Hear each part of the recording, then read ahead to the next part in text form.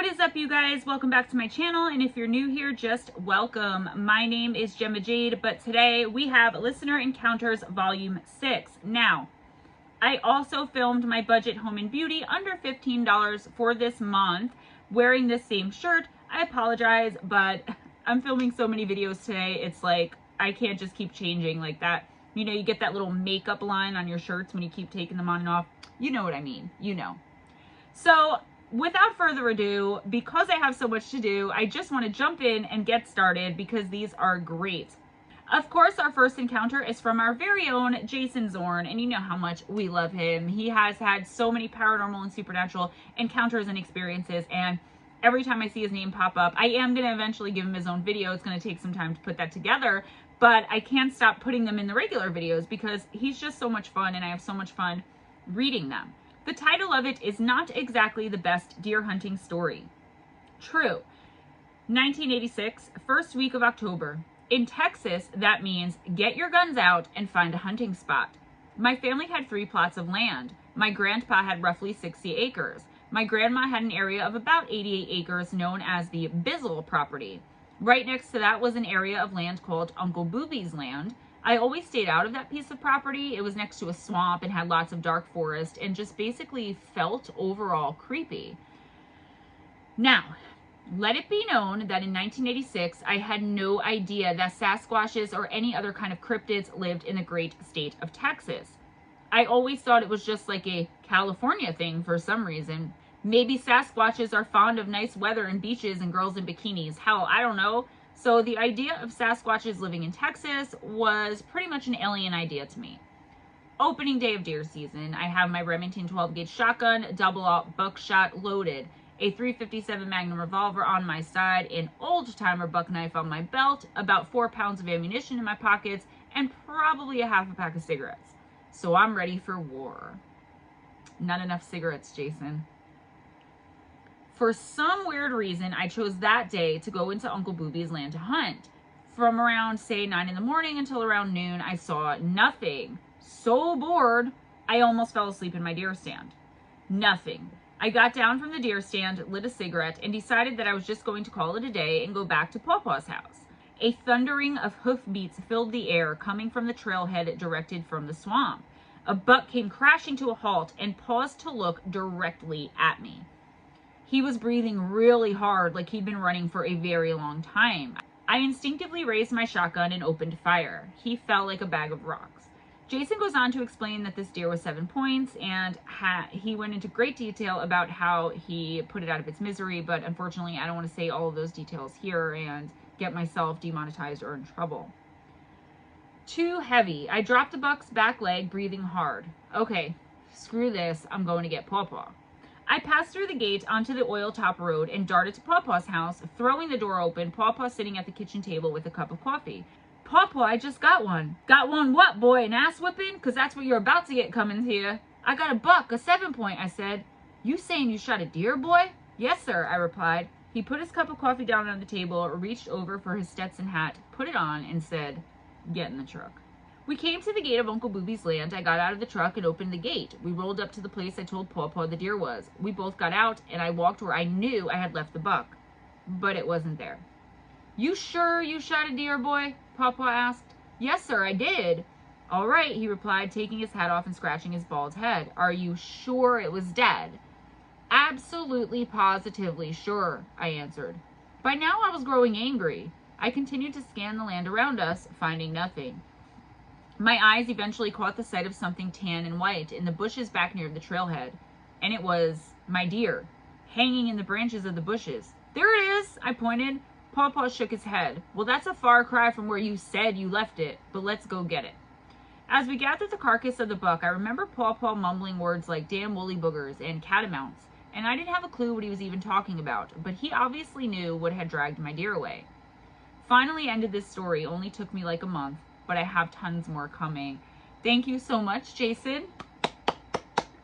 I always appreciate when you send in your stories because they're so vibrant and full of life. They literally come alive. It took me like 4 takes to do the ass whooping scene.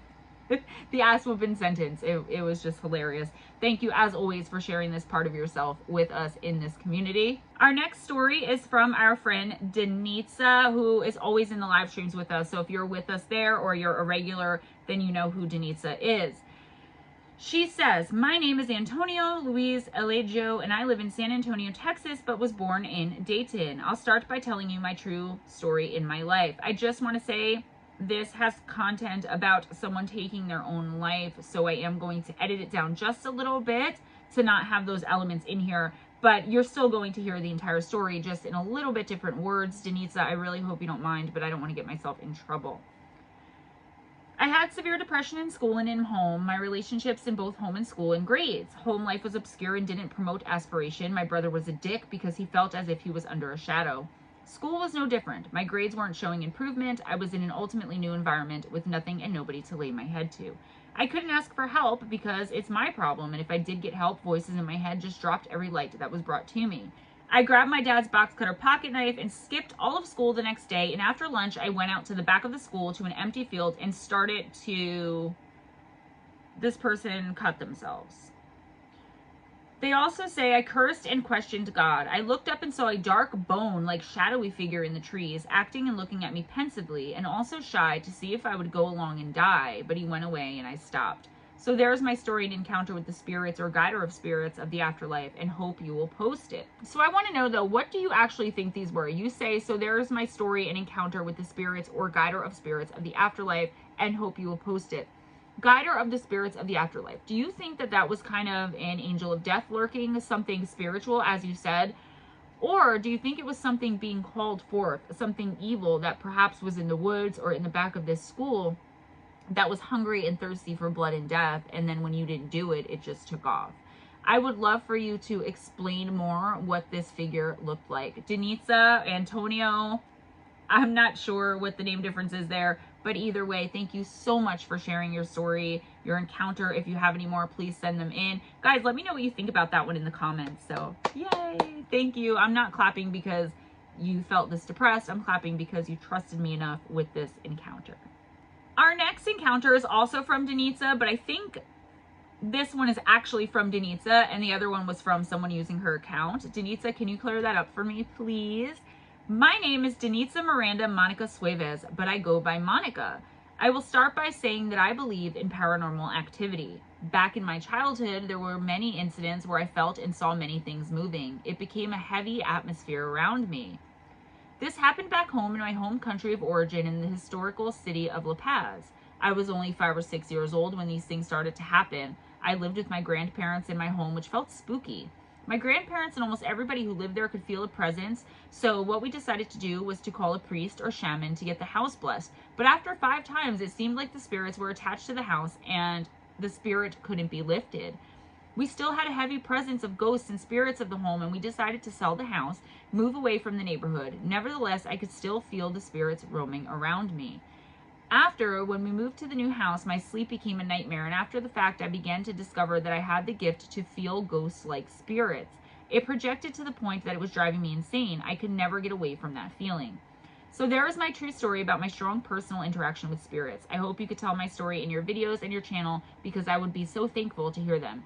Kindly, Danitza Monica Miranda Suevez in San Antonio, Texas, USA. Danitza, I love the story, but I need more deets, man. What kind of entities were you seeing? What are you experiencing now? I know a lot of the times for me, now that I've opened myself up and have done so much work honing my psychicness, as I like to call it, I can't get a break.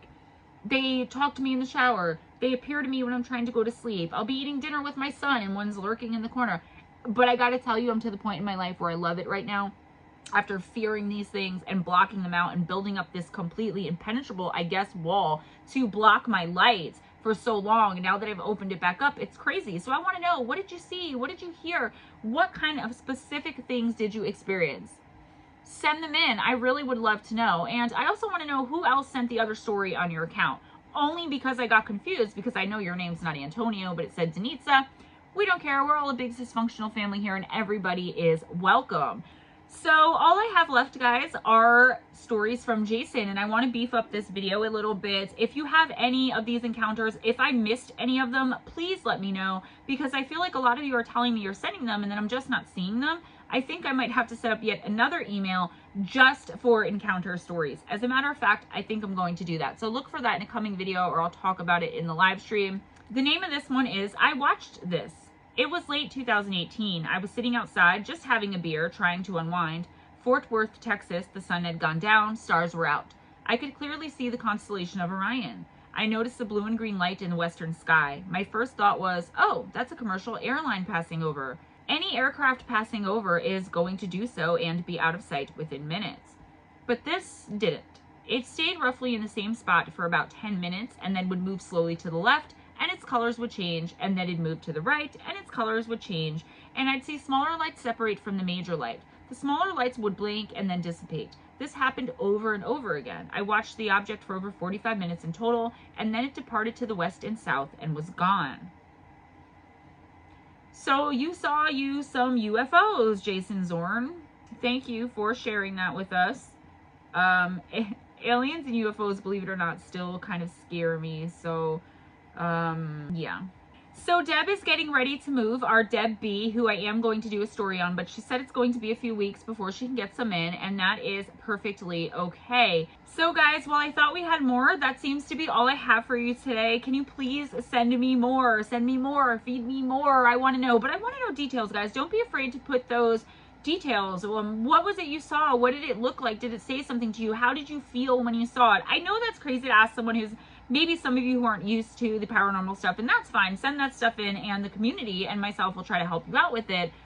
But I need more encounter stories, guys, because aside from Jason Zorn's video, this is all that I have, and there will not be the next part unless you guys do your part and send some in to me. So with that being said, please give this video a big thumbs up. I'm sorry if it was a little bit on the shorter side, but you guys are the ones who give me the content for this, and I didn't want to wait anymore to put some of these out. Like, I was really excited to see Danitza's name, everybody who sent stuff in, even Jason again. So give this video a big thumbs up if you enjoy spending this time with me and hanging out with me. Spread the love by sharing this video, and make sure you're subscribed and your notification bells are on so you can be notified every time I post a video. Okay? Yes. Also, please be sure and check out the description box for some important links. Justice for Caleb Smith, the interview with April Arrington on Missing Persons and Mysteries that Steve Stockton and I did for 2 hours live. Please go and check that out. Justice for Caleb Smith. Let's get her some help with private investigators, lawyers. We want a billboard. We want justice. We want justice. We want April to not have to investigate the death of her own child anymore, and for someone in the position of authority to actually do their jobs and help her, and we're not going to stop until we get it. Justice for Caleb and Keeslin. Also, the 3 live streams Steve Stockton and I do every week: Sunday night Fireside Chat from 7 to 8 p.m. Eastern Time, and Friday night Campfire Stories from 7 to 8 p.m. Eastern Time, are both on Missing Persons and Mysteries. And Wednesday nights we have a new live stream on this channel right here, Gemma Jade, so please come and check it out. It's from 8 to 9 p.m. Eastern Time. Dezombified is on hiatus, and we're doing it. So far, it's tentatively titled It's Not a Talk Show. It's a little bit of kind of everything, things, stuff, things. And also in the description box, there will be links to my PayPal and Patreon account if you want to make a financial donation to the channel. Guys, be kind to each other. Always choose kind, but also be kind to yourself. It costs nothing to be a good, nice, kind, sweet, patient, caring, compassionate, sensitive, understanding person. It's free. Smile at a stranger. Have your best day. Have your best night. And I will see you guys next time. Mwah. Bye-bye.